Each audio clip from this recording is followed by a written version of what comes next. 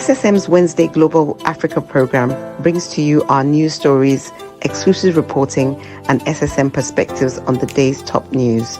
Plus, the inside scoop on Africa's most important developing stories. Join us on Wednesdays, 11 a.m. West African time. In a world where news flies around every minute, you need the ability to relate and connect with what matters and stay up to date. Schengen Story Media News Echoes program is Africans in Diaspora and at Home's leading English news network, one of the most trusted, respected sources for news updates on current affairs as they affect global Africa.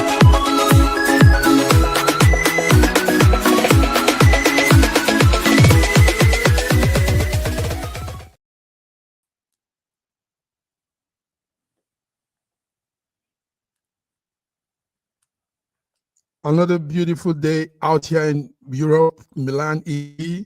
My name is Mark Godwin. You're welcome to this 14th day of the month, in the month of July. I'm here with a wonderful criminal justice community practitioner, Wale Olaitan, also a news update analyst. Wale, how are you this beautiful Wednesday? I know it's late in Australia.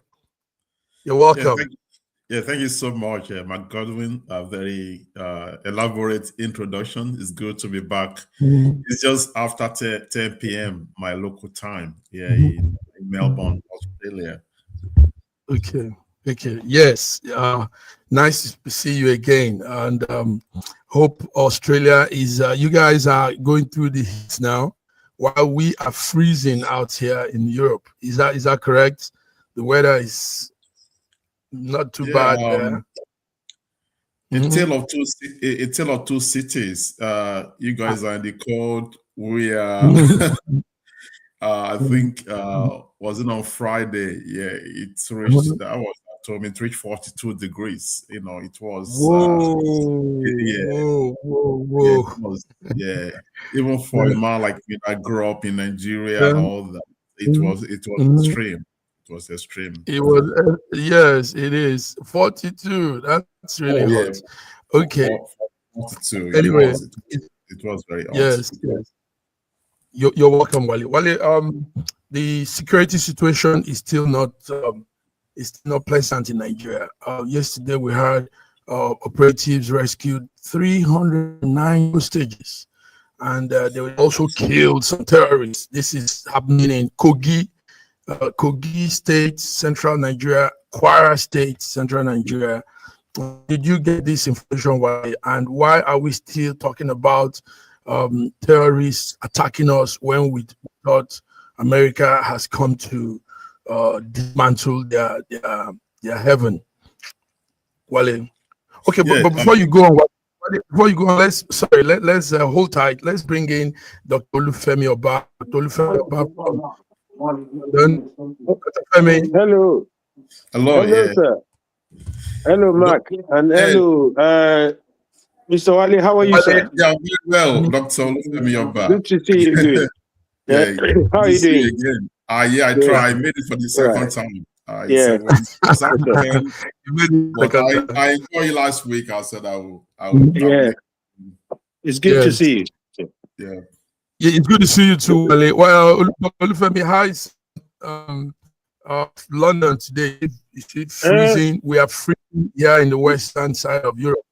Freezing, but it'll be sunny now. It was going to be freezing in the morning. I see you on your turtleneck. Yeah. It'll be freezing in the morning, but better just now. give me a minute. Yeah. Right. Okay. So, yes, I was saying something. We were trying to start up a discussion. Wale and I.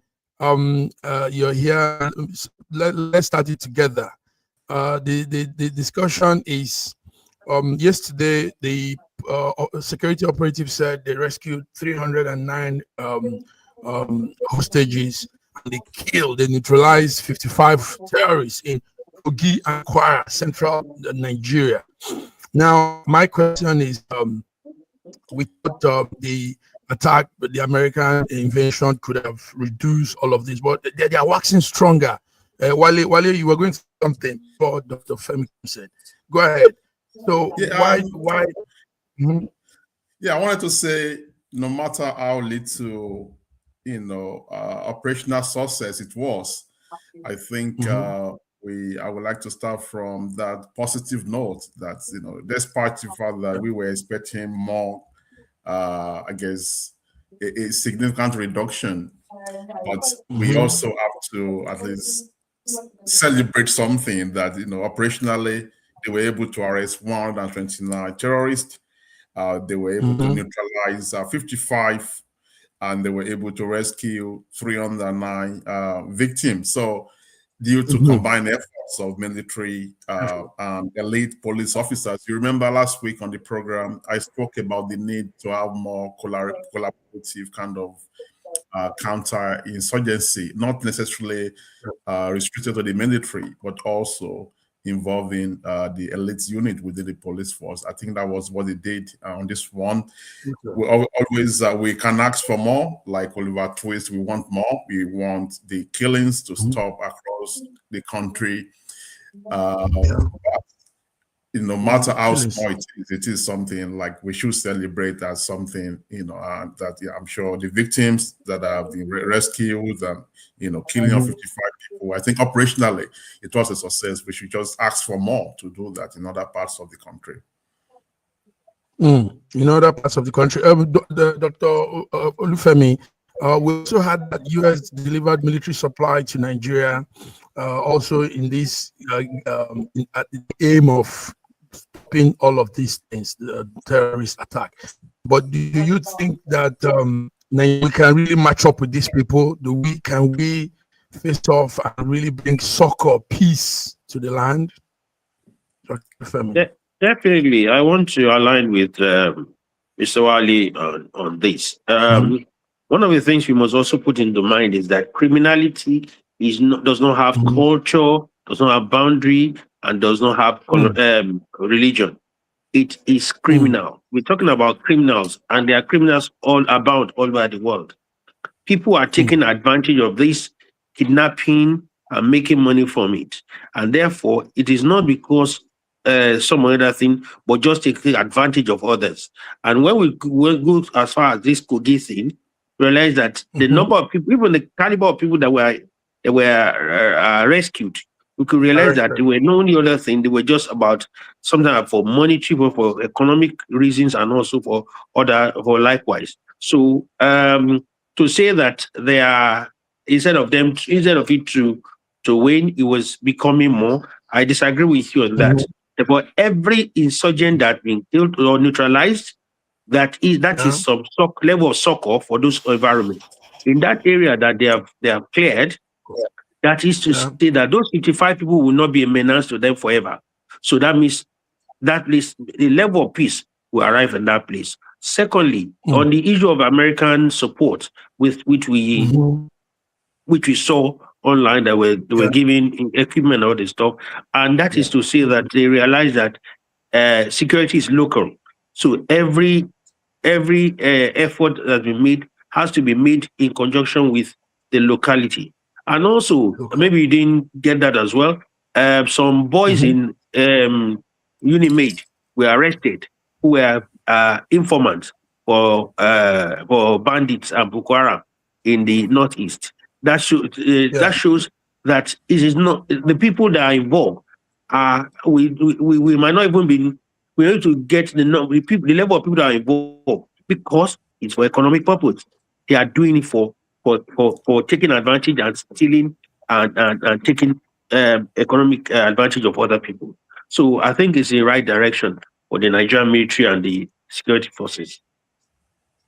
It's the right direction for the Nigerian military and security forces. Viewers, let me help our viewers that are joining. We are discussing the security situation in Nigeria. Kogi State experienced some rescue mission also, and some back. But like both gentlemen have said, thank God the police were there to quell all of those. Now, gentlemen, let's talk about this other thing. This supply now. this supply of, we don't know what equipments were sent, but this supply, you know, America has sophisticated weapons, a lot of things. This supply should not just be, in most cases, they will just get this thing. In fact, it was the American mission, the American side of that gave the announcement. Federal government didn't tell us there was any supply. You know, we got it from the AFRICOM, is the body of United States African Command Station. Now, this supply could be kept and not used. We know how personnel behave in Nigeria, and I must say this out clear. This supply could be kept and not used, and somebody inside one of the ministry will come again and say, we're doing the supply, we're buying supplies for security mission. And now that will become something that will be resold to the federal government. This is what happened. Let's talk about, let's not beat around bush. This is what happens in most cases.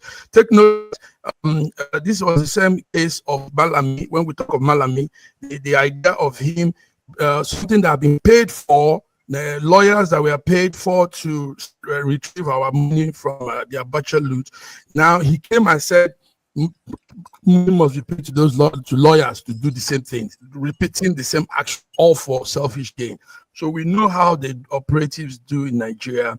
Guys, do you think these supplies will go to fight security and not kept where and brought out again and sold to the federal government?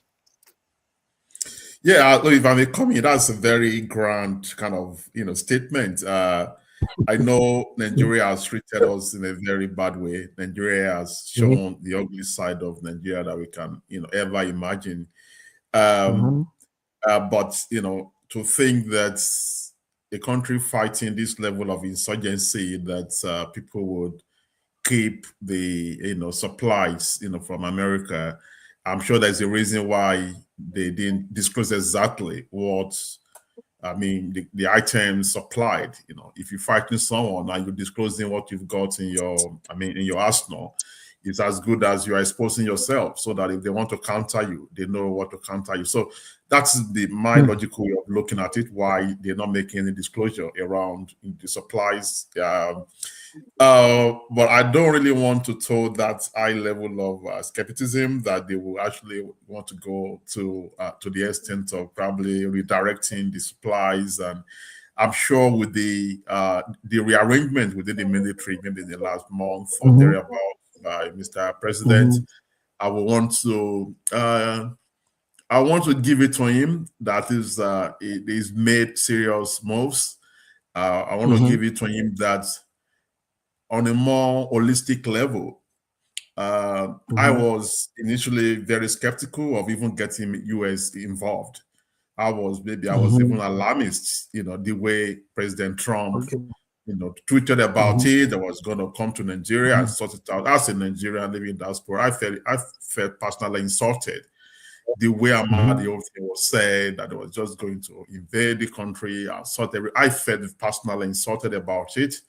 That we have our issues as a nation, that is, they see that dignity and respect that we still, you accord every sovereign nations.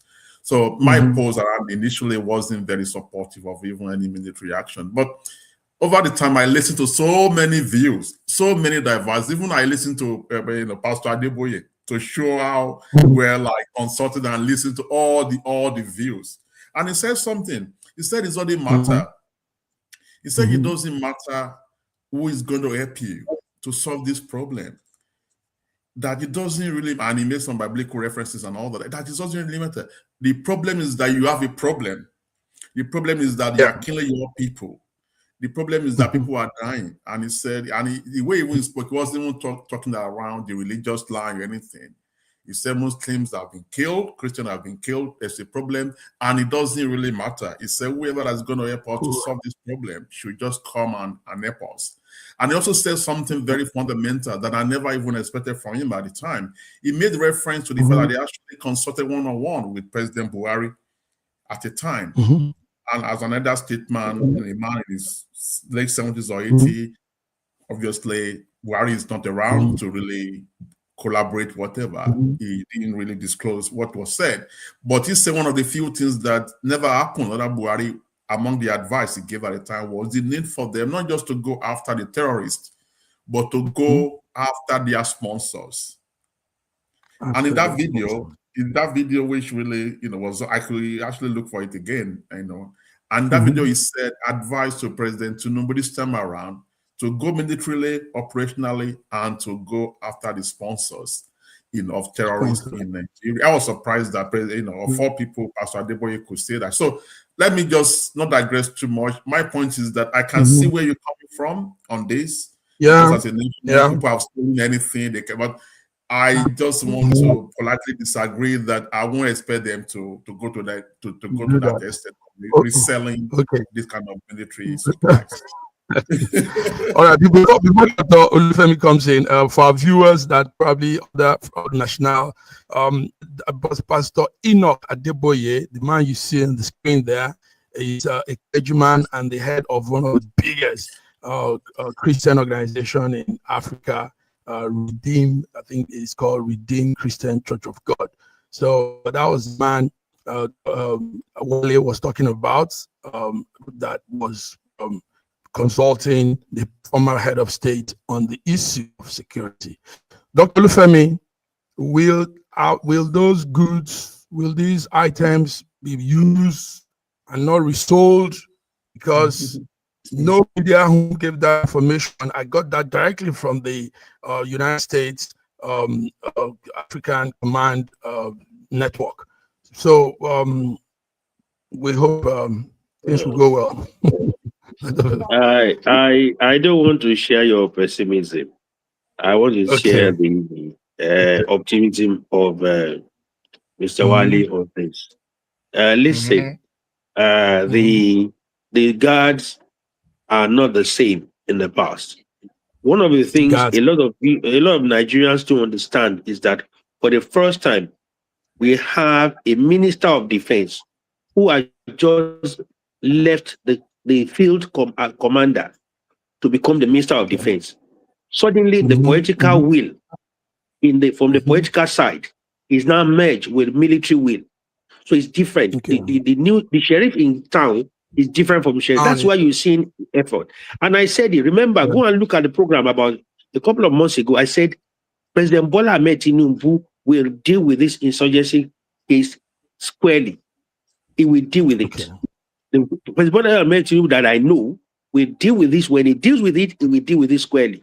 Now, you can see all of a sudden, you can see the synergy within. All of a sudden, you see the synergy between the politicians and the media. No, there's no rubbish talk on social media or the minister is having a discussion about the insurgents are our people. No kind of rubbish talk is not going away. The action is speaking for itself.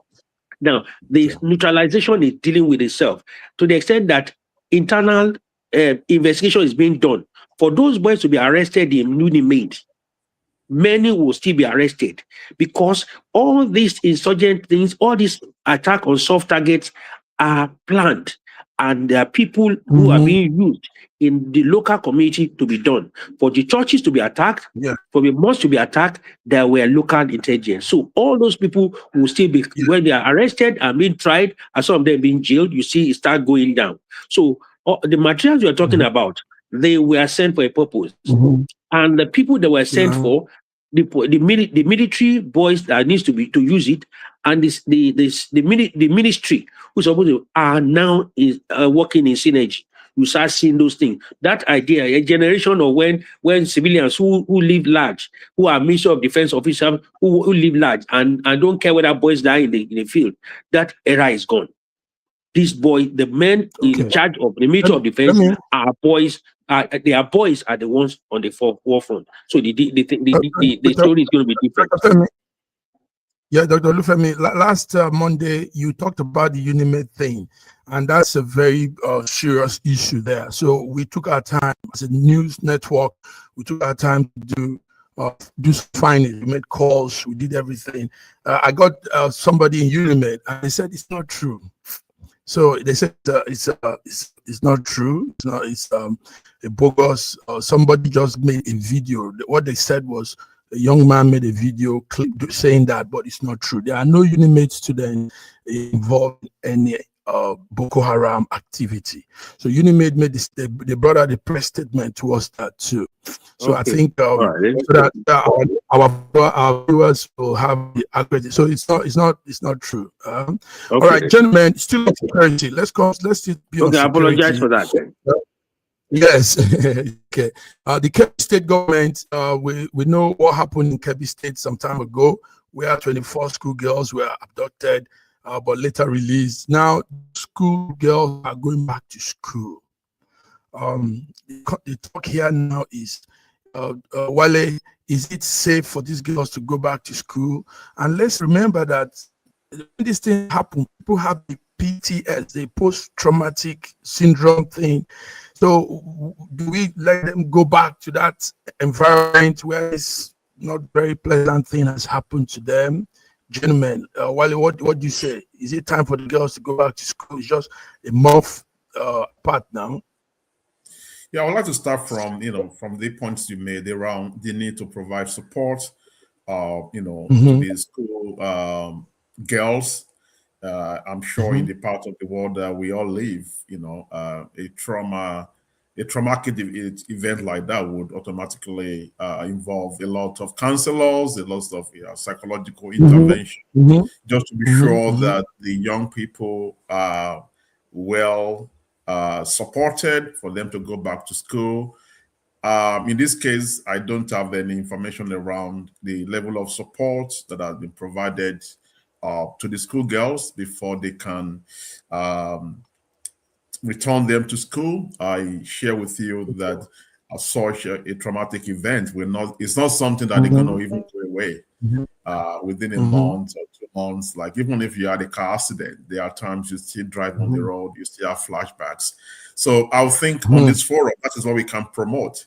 I don't know the extent of preparation they've made to get the girls ready to go back to school. But I want to emphasize on 2 points. I want to be sure they're putting enough security around the school in terms of making physical security around the school. I want to be sure that they have intelligence gathering around the school. Like last week, you remember we spoke around the need to use intelligence-led policing to assist in information gathering, around that. As I said last week, this fighting terrorism is not just for the military boys alone. It's not just for the khaki boys. There should be that interaction within the military intel and the police intelligence to be sure that they can get that information. So I would think there will be ongoing intelligence gathering around the school. I want to be sure that they can do all the scrutiny, even within the school, to be sure that they don't have people within the school that are already that were in a way linked to the previous one. And also the need, if they haven't had any thoughts around having a psychological intervention or support, we're using this forum to make that known to any relevant person in government listening or watching this program, that in the part of the world that we live, automatically those kids should be supported, with psychological intervention. And it's not just it's something that will continue for maybe for the next 12 months or thereabout. So yeah, that is my initial thought on that. Powerful. Why you said this so well.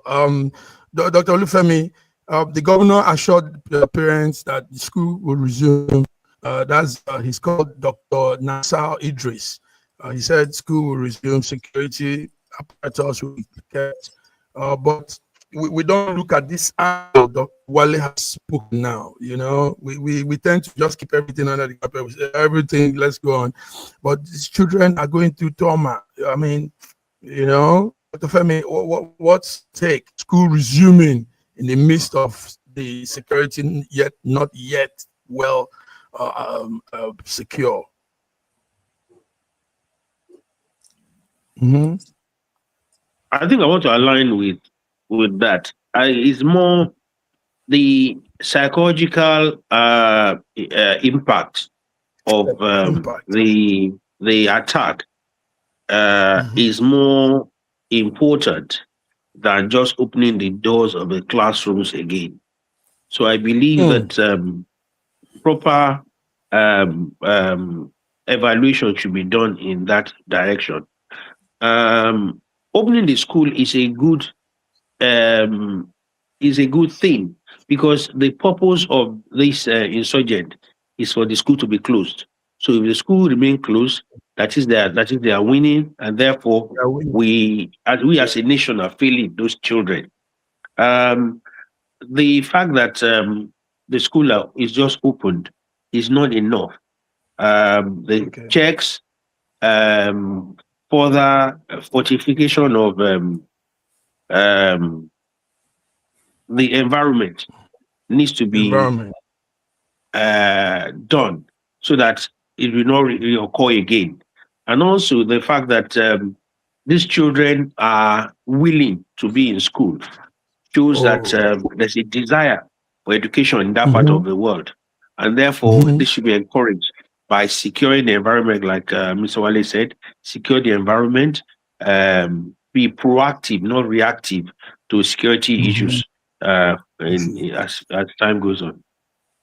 Okay. Secure environment. Sorry, proactive. I may have to go now. I may have to go now because my lectures need to start in 2 all right. Let me say to you that the last time you appeared on the network, the ratings were very impressive, and there are comments for you. A lot of people said you came out well. You're really grounded, and they like your not being very aggressive, but also putting your points out. Somebody said so. So thank you. It's the likes of Mr. Wale and yourself that brings the best out of me. Nice, well done. So go ahead. Thank you very much. Also, we'll go on a small break. We'll go on a small break. Yeah. Thank you, viewers. Yeah, right. This is it Wednesday, and we're all here. Right. Take care. Okay. Thanks, Doctor. Yes. Thank you.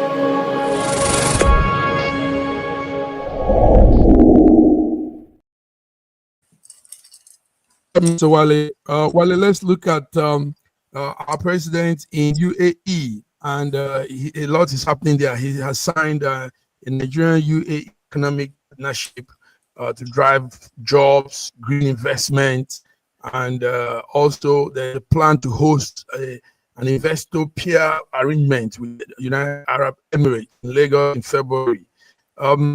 Wale, our president is in UAE, and he seems to be doing this whole this powerful engagement. Do you think what matters the most, Wale, when we say this thing? What to me is rubbing on the citizen, improving life, improving the economic situation of the ordinary people in Nigeria, not just all these big words, big events. What do you say, President Tinubu in UAE? Yeah, thank you. I woke up my local time this morning, and I actually I saw that video online, and I took time, 17 minutes in total. I listened to him. He spoke confidently. Is something good, that is, for a very long time. We haven't really had Nigeria well represented at international level. He spoke very well. He expressed himself clearly. We've all spoken extensively about the need for the economic side of the country to get better. We've all expressed different views, and I think that anything that could lead or assist government in achieving that objective in terms of creating jobs and more jobs for people in Nigeria, of I guess inviting and encouraging international investors to come and invest in the country. There won't be jobs if we don't have the millions of dollars flowing to the country, and all the other aspects of the domino effects in the social domino effects. Yeah. So I listening to him, the way he spoke, and all the agreements with UAE at the ongoing the sustainability week summit going on in Abu Dhabi. Yeah, so something very positive, especially there's going to be the partnership agreement is around renewable energy, infrastructural development, and also around logistics and digital trade. So these are the areas I think is an opportunity for them to bring investors to the country. And the president said specifically that he is looking in bringing annually $30 billion of investment, $30 billion of investment in kind of green energy and climate change kind of industries. So for me, I feel something. It is something positive, and I hope that we can go beyond the words to real action. That is what I can hope for. We've done all the talk, but we can go beyond the words and go to actually going beyond the words to really deliver what is needed for the people. Going beyond the words and delivering what is needed for the people. Well, strong words here. Let's take a break. Let's take a small break. You can quench test there. Like you said, the weather is hot, but let's come back a few minutes. So viewers, this is it. We're here in the studio. It's a beautiful Wednesday, the 14th of January 2026. We'll go on a short break. We'll be back. Thank you. Nigeria, we hail thee, our own dear native land. Though tribe and tongue may differ, in brotherhood we stand. Nigerian soul, are proud to serve our sovereign motherland.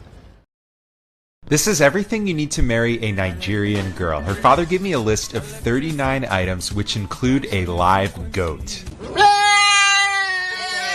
The first place I went was the bulk food market to gather the yam, palm oil, baskets of fruit, and dried fish known as ejaosan. And it's not just one yam or liter of palm oil, I am buying large quantities. It was pouring rain and I rented boots to make it through the mud, but it is worth it to marry my beautiful bride. In Nigeria, they practice dowry for marriage, paid to the family. In the Yoruba culture, each item is symbolic and not really a payment to the family, but rather proving your worth to marry her. And prove it I did by next heading to the goat market, where I spoke with a house of men to find the meatiest goat. This is the one I picked, and surprisingly, the goat at only $40 is one of the cheapest items on the list. This can't be done in one day, so after the rain cleared, I went to Mushin Main Market to find the kola nut, both bitter and regular, the alligator pepper, the adun, which specifically said I needed to buy plenty, and bottle of raw honey, which symbolizes that our marriage will be sweet. Next, I had to gather biscuits, bulk packs of different drinks, wine, and semen schnapps, as well as a suitcase full of new clothes for my fiance to prove I can provide for her in the marriage, and lastly, the marriage Bible, as God will always come first. It is possible to pay someone to buy these items, but for me, I wanted the experience myself. Finally, we brought all these items to the family home for the wedding day. It is not easy to marry a Yoruba girl, but my bride is strong, smart, loving, beautiful, and completely worth it.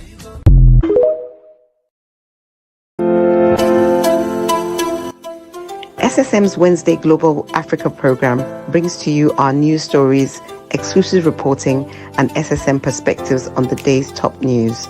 Plus, the inside scoop on Africa's most important developing stories. Join us on Wednesdays, 11 a.m. West African time. This is how a garment factory looks like in China. If you travel there and you step into any of their factories, this is exactly what you will see. Hundreds of sewing machines, hundreds of Chinese youths off the street working hard, producing garments for the world, for Africa, and for Nigerian markets. For years, I've always asked myself, how come the Chinese can do this and we cannot? Now, how come the Indians and the Bangladesh people can figure this out, but we haven't been able to figure this in Africa? You see this factory? It's just like what you find in China. The only difference is that this factory is in Aba, and the people working here, they are Nigerians. Hundreds of Nigerian youths off the street. When we started this garment factory, our biggest fear was power, electricity. Because you know why? In China, they don't use generator to run their businesses. So I'm doing this video to say a big shout out and a big thank you to Abba Power for giving us 24 hours steady electricity. Last year when we were using generator, we were probably just doing like 10,000 clothes in a month. This year when they improved, we moved to like 15,000 clothes in 1 month. Now in October with uninterrupted power supply, we've moved to 20,000 garments in 1 month. That's the secret. Thank you, Abba Power. Thank you, Governor Alex Oti.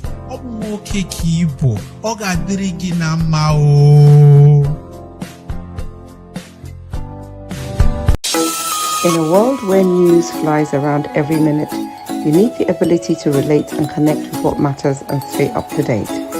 Schengen Story Media News Echoes program is Africans in Diaspora and at Home's leading English news network, one of the most trusted, respected sources for news updates on current affairs as they affect global Africa.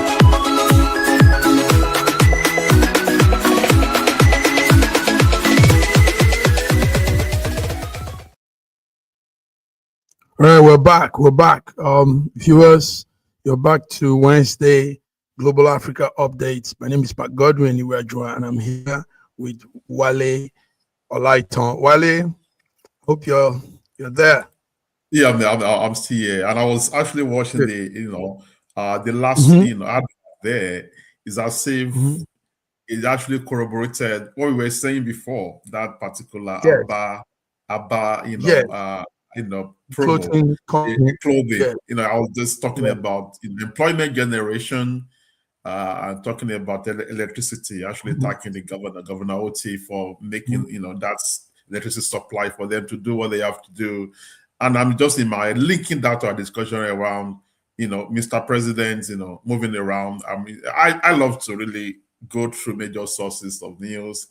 It gives me, I guess, a broader perspective. Up to about 2 days ago, I was still reading people asking, where is Tinubu? He has run away. Those fairly very critical. People are very critical of President Tinubu, like saying they haven't seen him for 2 weeks and all that. But when he emerged this morning and I saw the video of him talking at a global stage and the way he delivered, I was saying to myself, okay, well, maybe this is what he's been preparing for the past 2 weeks that he's been away, and that it's not just like just about the talks, but something like bringing that investment back, for Nigeria in February. I think they are all linked, and the way I'm looking at it, watching that advert is that, just to generate jobs and get boys and girls out of the streets for them to be able to do something. Nice. Yeah. Nice, and I like the way you took it through, coming up with the advert and bringing it out as a comment. Powerful, nice. Also, one of the things that have been we heard they've gained from that UAE collaboration is, you said a lot of items coming from the UAE to Nigeria and going to from Nigeria to the UAE. A lot of tariffs will be removed. So there'll be this free flow of goods, services between both countries. I think these are, like you said, these are impressive feats the president has done for us, and we hope it will be sustainable. The talk now is sustainability, the ability to let such things fly through, not just in a moment and next time we hear everything is being cancelled, nothing is, no bilateral cooperation again, no anything. Yeah. What sustainability? What do you say? It is all about sustainability, and that's exactly what the forum is all about. Abu Dhabi Sustainability Week is all about sustainability. It's all about green energy, about climate change, and how everything's linked together. Look, I love politics in a way that you don't really have to really agree with everything said by the government. I do maintain that on my forum when I say something a bit critical, but I try to the best of my ability to present balanced views, regardless of my own personal political affiliation or anything. I try to have very civil and balanced, discussions. I think that is the way to get best of any government. And I'm sure That's you true. can live to that. You live in a well-established democracy. I live in one. I know the role of opposition is to keep the government in check. And I know a good opposition is good for the government and is good for the people. But in saying that, I know that we still have to hold the government accountable for everything they've said. You know, it's not just about bringing people, investors. We want to see that translates to the lives of the people. And I can get the argument from that side. When you roll out all the economic statistics and indices, there are people on the other side that are saying, look, all these figures, they are nothing if we cannot see any improvement on the lives of our people. If our people are still, That's they are correct. living in poverty. But I know that it will take a bit of time to really get there. I could see, you know, all the actions and the movements. Hopefully, they will be able to translate that into something that really benefits millions of our people and take millions of our people out of poverty. And on the last point for me on that topic, you know, I actually wrote it down. Government, when he spoke, he was able to make this delicate balance, and that has been a balance that I've, you know, considered many aspects of the developing world trying to make money from their resources, and also maintaining in all the targets around global targets around climate change and all that. Because sometimes when you look at it and the way the developed world is going about it, sometimes you can feel that is kind of disadvantage to the poorer developing nations, where they have all these resources like fuel or crude oil, and you are saying that all because of the environment, we should move more to green energy and not for them to use their. So it's a balance. And President Tinubu said that. He said the foundation of every modern economy is electricity. As an emerging economy in the global south, we understand the delicate balance between industrialization and decarbonization, ensuring neither is pursuing at the expense of the other. So that is just the way for me to really summarize that in the way that how can we pursue economic growth and development not at the expense of the of climate, and on the other hand, for a developing nation like ours, how do we pursue targets around keeping the environment safe without compromising on the economic aspect for millions of poor people that we're trying to lift out of poverty. So for me, is that balance that we need to maintain. The balance that we need to maintain. Wow. You just gave a wonderful summary of this outing. We hope the presidential media team could hear this, you said, and probably add you to the team next time so you can bring that deep cipher into the engagements. Thank you very much, Wale. Wale, let's do small international updates. Okay. We heard that 2,000 people or even more have reportedly been killed in the Iran protests, and the people are asking for them to come to their aid, come and help them. And Trump said, yes, help is being arranged, help is on the way. But the Iranian authorities say Trump should just stay in his corner. He don't even try to do anything. So, but people are dying. People don't want this regime anymore. Is authoritarian regime is it going to go off Iran? I mean, are we seeing an end to authoritarianism, or is it just something that will fizzle out soon? The protests end and everybody will go back home. What do you think in there? Yeah, thank you. Yeah, I was actually surprised. I have to double check in authentic news to be sure about the numbers being reported. Over 2,000 people already dead. And to be honest, I thought it was kind of those Western media kind of propaganda. So I had to check online, and I found it was actually reported by BBC.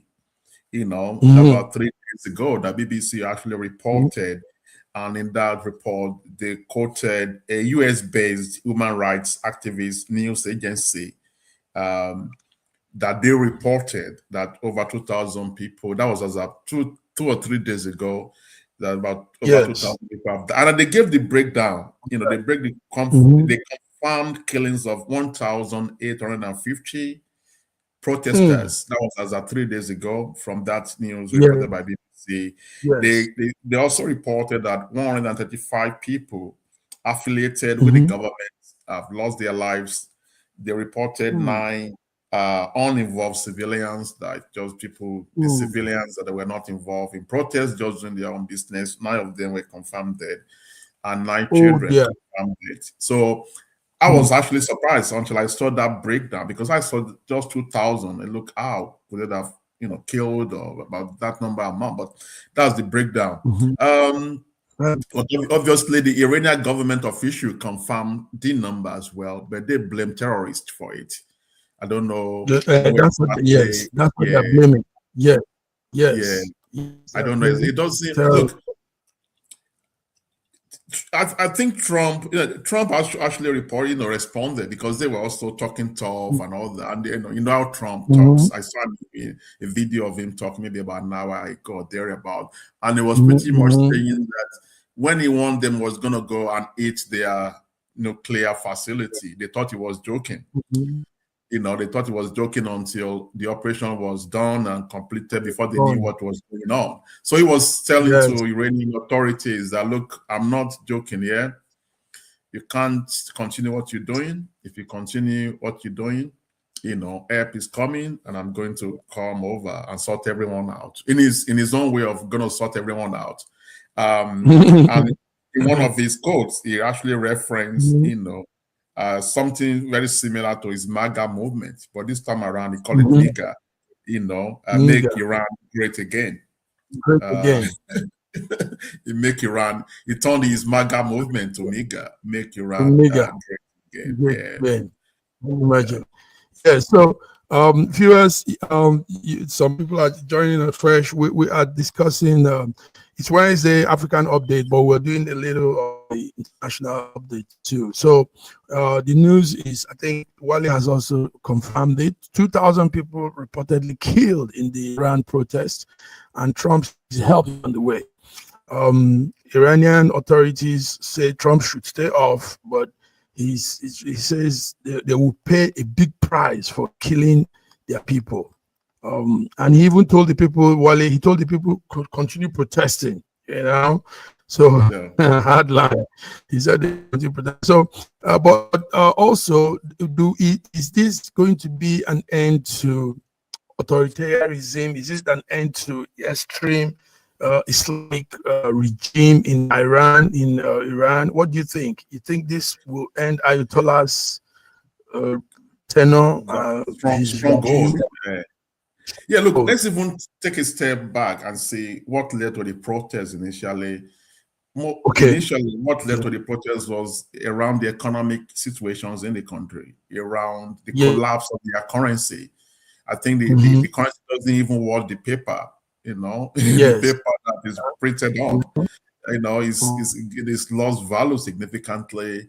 The condition of living standard has gone down, and you just have to think about it. Iran is a very civilized country. They are very well educated people. Very, very smart people. I've met in my journey, I've met people from Iran, people very, very smart, scientists and all that. So it is sad of what is really going on there. But as far as I can recall, I can't think of anything, like a protest of this magnitude going on for so long. People have compared the 1979 revolution, that this could be, something that leads to something as big as the 1979, revolution. People are protesting across 180 cities and towns, and in 31 provinces in the country. So that is a lot. It's a nationwide protest. Yeah. So my people of Iran is that they should be free. They should let people, at least be able to live freely, for people to be able to do their thing, and for them to really have a good democracy, so that they can really elect their leaders, and their leaders will be able to make decisions for the country. The current arrangement where they elect people, but there's still a supreme leader somewhere calling the shots. It's a mockery. Yeah, I mean, that's the mockery of government there. I tell you, well, that's a good one you noted. You know, the man has been here for years now. You know, so what's the essence of electing people when the final say is still from the top? It's still from here. All right, so, Wale, our time is flying. Let's just do some quick one before we go. Did you see Elon Musk coming back with Trump, friendship being ignited again? What do you say about that? The X-Man. I saw him. He had lunch. It was over a week ago, or during the New Year's break. He had lunch with President Trump. It was all over the news and everything. Yeah. For me, he's a man of contrast. Like, you know, he's a man that is made a lot of advancement in space science. He's made a lot of contribution in terms of, you know, in technology in so many areas. He spent a lot of money, and he spent a lot of money. But I struggle to really relate with him in terms of some of his continents, some of his things, you know, about nations, about race, in a very, I guess, in a way that you think of a man of his, like, it doesn't need to really be like that. Like, he's made money. There are many things that he could actually put his money into, you know, for development of everyone. I'm not saying that he should behave in a way to be loved by all, but to consider someone that grew up in South Africa, was born in South Africa, just being unnecessarily racist in his comments and his attitudes, is what we call money meets road. That is where we call it in Nigeria. I just call it money meets road. Now, money meets road, you know, because he doesn't need to do all this. He's made money. You know, there are many other people that have made money. They mind their business. They do what they have to do. And I think he can actually contribute far, far better to really bringing people together, bringing something that will unite us together as humanity in his actions, in his words, rather than being this guy that just want to be seen, want to divide. Maybe he wants to become president after Trump. Maybe. Okay, viewers, we're talking about Elon and Trump that has ignited their relationship again. But this time, Wale, he will be called to governance. You know, Trump will not bring him in. They will only just be friends on the other side, and maybe in social media too. He's not coming into governance because that office he held last time too has ended. They are giving time frame for that office to run under Trump's administration. So maybe the friendship might stay now if he's not making any policy, he's not saying anything in governance. They might just keep friendship private. Anyway, also let's look into the Nigerian entertainment industry, Wale. The Nollywood industry in Nigeria is booming. I mean, these young ladies and men, and you know, they all just did something very, very. I mean, it's growing well, and we're really impressed with what they are doing with nothing, not much availability of things in their disposal. They're just using the little things they can and doing wonderful. So there's a lady called Funke Akindele. Funke Akindele is an actress, and she pulled up one of the biggest stunts so far. A movie she does behind the scenes. The movie is titled Behind the Scenes. It just crossed the 2 billion box office mark that they checked. Wale, now this is impressive. What will you say about this? Do you watch movies? Yeah, I do. Even when I want to relax, I do watch movies. I know Funke Akindele very well. She's a very intentional business person. She's been in the industry for many years, and she's had very steady growth over the years.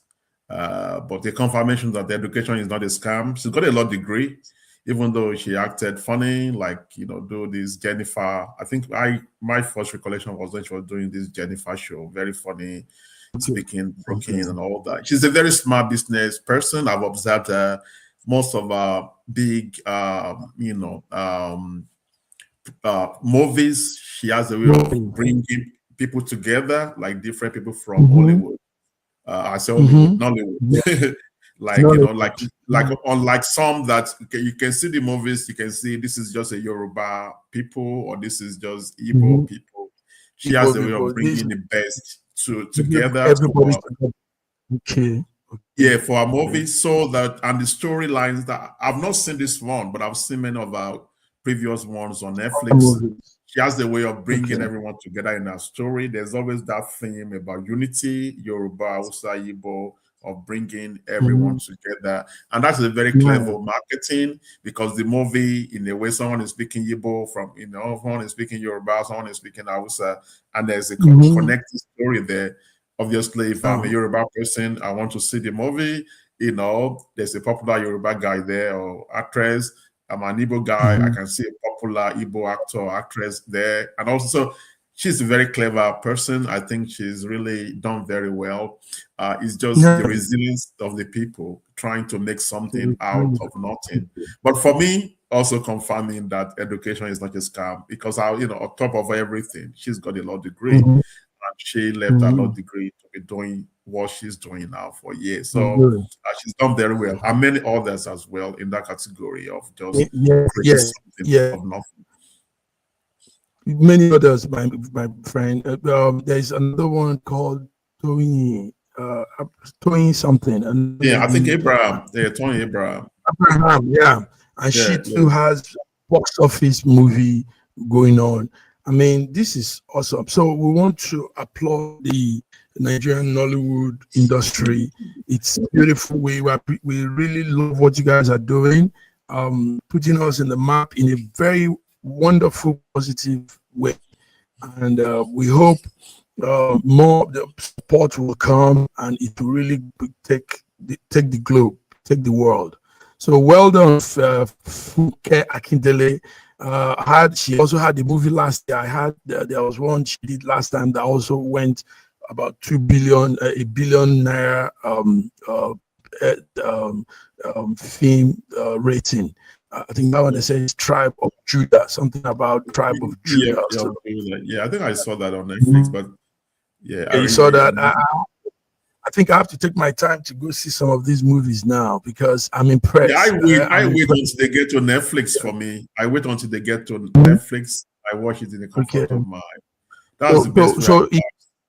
Yes, because you're not in Nigeria, so you can't go to the cinema. So I watch it on Netflix. I wait until they. I think generally they do their tour around. They do the tour around, maybe some months after, maybe 2 or 3 months. They get into Netflix, and then it's there on Netflix, and then I just sit down and just to relax. I watch them. She's good, but she's a very clever business person. That is just I don't know her from anywhere, but that's just my summary of her. She knows what she's doing. Yeah, she knows what she's doing. You just have to be very smart and clever about the whole thing, because like we said, the factors surrounding them are not much. They don't have all this whole thing that are in so many other sectors and in other countries, production line. But these people are using the little they have and pulling up big moves. Congratulations, Funke Akindele, and all of you in the Nollywood industry. Well done for what you're doing. Wale, this is it. I think it's time. Let's go. So, do you have any last thing to say? Is there anything you want to say before we go? Yeah, look, just to thank you again for giving me to appear on your platform. I enjoyed last week. I hope we can have others here next week. I love not having a one-way narrative. I will love people to challenge each other's ideas or views. I think that's the essence. But for me, and also that's just the way I see politics in general, that people look, it's good to criticize the government. If government is not doing something right, and actually criticize. Even things that are doing right, we can still constructively, criticize for them to do better. But we should also, as a nation, that we don't have any other nation than Nigeria. Even many of us that we're lucky enough to carry passports of other countries. That's why we see here talking about Nigeria, because it is our homeland. So let's just be objective, and let's just keep that spirit of patriotism, high. And if they're doing something right, we encourage them. If they're doing something wrong, we all come out and come after them. And this, to me, goes to everyone. Either you are supporting one party or the other, let's be able to objectively criticize and analyze, because that is the way Nigeria can get better for everyone. That is my words, my parting words for you, Godwin. Parting words. Awesome. Wow. Thank you, Wale. Thank you. We hope to see you next Wednesday. But until then, viewers, beautiful. It's been a wonderful moment here, hanging out with Wale, and initially we had Dr. Olufemi too. We have to go. So have a great hump day. It's called Hump Day Wednesday. Wednesday. We call it Hump. Yeah, it's the middle of the week. And wish you all the best. So go do your thing, and God bless you all. Thank you, Wale. Bye-bye. Thank you so much.